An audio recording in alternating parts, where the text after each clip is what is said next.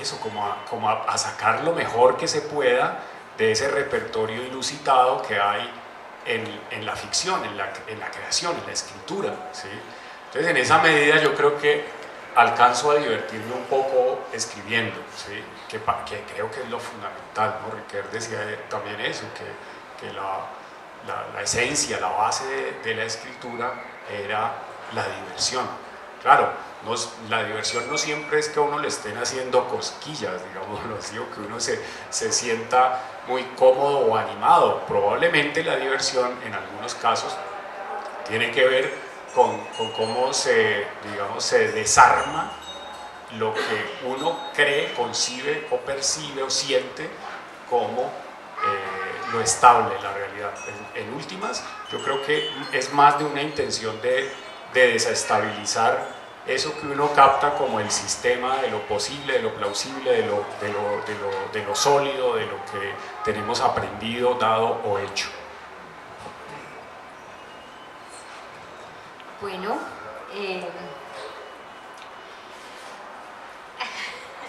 es que lo que pasa es que, bueno, primero como que tengo mucha emoción porque con Jairo nos conocimos en el 2005, 2006 por ahí, y eso es como 14 años, entonces pues lo primero es como darse uno cuenta que pues pasa el tiempo y se vuelve uno viejo, y como que después de tanto tiempo él venga y me diga quiero que presentes el libro, es como una cosa muy bella de los amigos, ¿no? de gente que tiene con uno un camino en común, que es escribir, y eso es bello. Entonces, antes de cualquier otra cosa y consideración de hablar del libro, pues sí, es primero como agradecer eso, agradecer el camino común y compartido, porque es bello y es significativo, creo yo, ¿no? Y con Andrés, pues,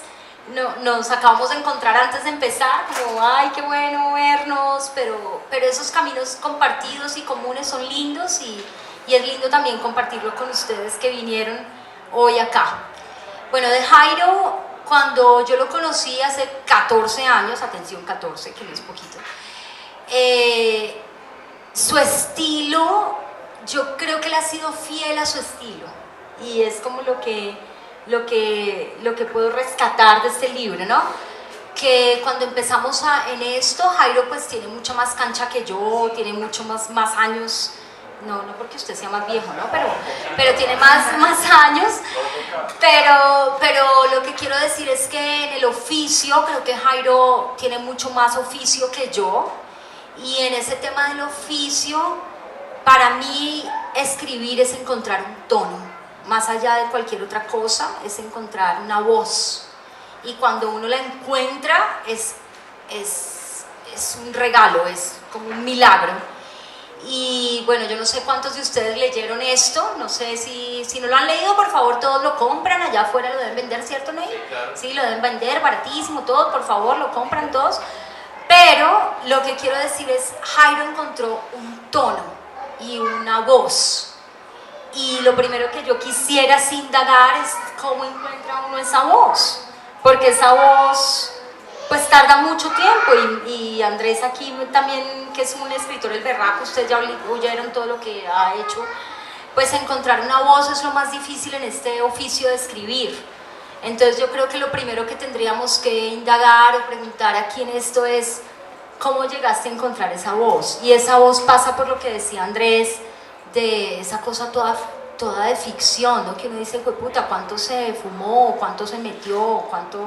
No, porque sí es una voz muy particular, es una voz muy, como unos mundos todos irreales y fantásticos, y como una conexión con lo de aquí, pero con lo de por allá. Entonces, no sé, la pregunta que yo te haría, Jairo, es eso, lo de la voz, ¿cómo lo trabajaste?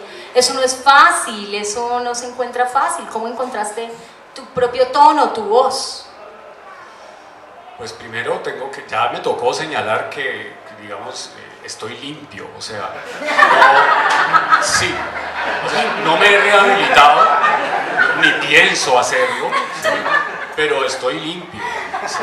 De verdad, o sea, pues la cosa podría ser realmente dramática, ¿sí? Pero no, yo considero que lo manejo todo, como dicen, con pincitas. Pero fíjense, yo creo que uno va encontrando esa especie de camino, de voz o de manera, ¿cierto? De lugar, diría yo, narrativo o más bien textual, porque a veces ni siquiera se trata solo de lo narrativo.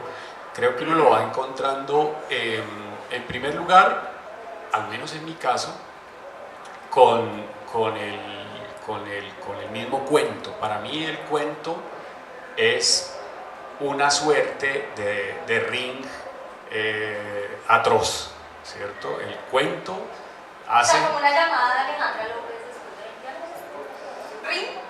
No, ring cuadrilátero. Cuadrilátero, no, esa llamada, no,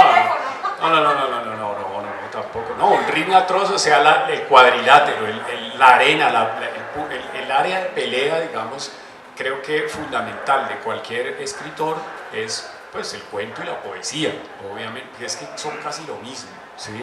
Yo creo que uno se da toda la pelea, o toda la pela más bien, uno se deja apalear por lo que quiere hacer o por la literatura, por sus necesidades de escribir, básicamente en el cuento, ¿sí?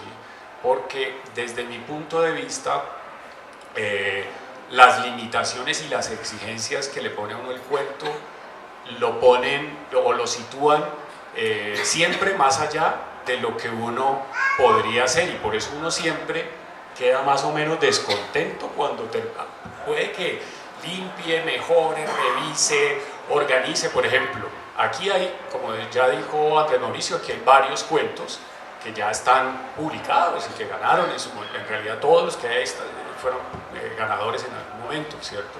Pero esos cuentos, cuando se presentó la posibilidad con él de hacer una reedición, de ponerlos nuevamente, yo no pude resistir, ¿cierto?, la tentación de darles un vistazo. Error craso, ¿sí? Error craso. Y dije, no, sí, pues yo creo que amerita. Me preguntaba Andrés, pero y entonces, no, pasa, pues, no, amerita por ahí apretarle una o dos tuerquitas. Ahí estuve otra vez como 6 meses, ¿cierto?, cuadrando puros detallitos, pendejadas, de verdad que son nimiedades que yo creo que el lector nunca las capta, pero es que uno se vuelve obsesivo, ¿cierto? Uno se vuelve obsesivo con detalles que podrían parecer ridículos, pero que a lo mejor son los que terminan creando, digamos, una especie de textura, una suerte de contorno de la historia, que finalmente le produce una muy pasajera, pero a la vez digamos, muy significativa satisfacción, ¿sí? Uno queda siempre, después de escribir un cuento, queda con problemas para escribir, básicamente, no solo un cuento, sino con problemas para escribir. Uno dice, uy, esa vaina, yo mismo he pensado siempre que esos cuentos, que todo lo que escribo, digamos, es demasiado, a veces críptico o a veces agresivo, ¿sí? Uy, pero ¿por qué me dio por tratar tan mal al lector aquí? Bueno, vamos a tratarlo peor entonces, ¿sí?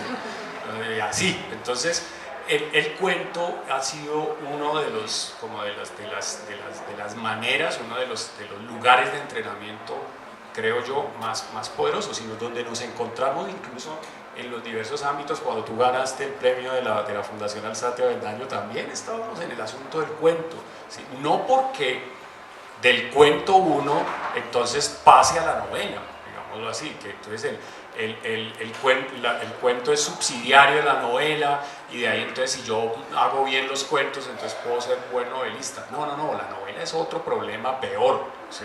Pero sí creo que al menos por lo que tiene que ver con el callo existencial que necesita un escritor, el cuento es de lo mejor que hay para entrenarse. Yo creo que ahí, de esos callos y de esas heridas que nunca sanan, sobre lo que uno se pregunta a la hora de escribir, es que viene, digamos,